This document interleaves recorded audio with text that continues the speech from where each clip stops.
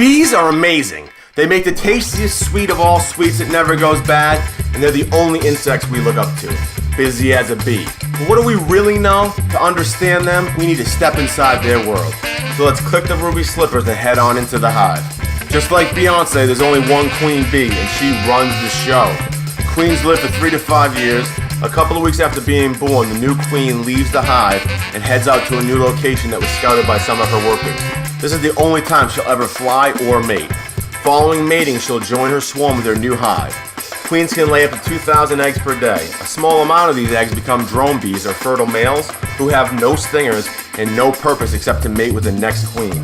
The queen also makes up to 60,000 worker bees, sterile females, and these worker bees are aptly named because they're always hustling, caring for the young, cleaning the hive, foraging for pollen to feed the young, foraging for nectar to make honey, and guarding the hive against intruders with their stingers. A bee takes about 3 weeks to mature from pupa to bee and lives for 45 to 90 days. When the temperature drops below 50 degrees, they huddle up in the center of the hive around their queen to keep her and themselves warm and use honey as their food source.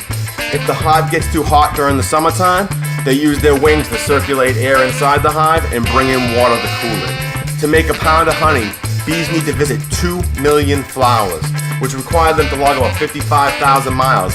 That's twice around the earth. So stop complaining that you work so hard. Even though early humans loved honey, we didn't domesticate the bee until around the time we were building the pyramids. American colonists brought them to the U.S. in the early 1600s, and they've been helping pollinate our crops ever since.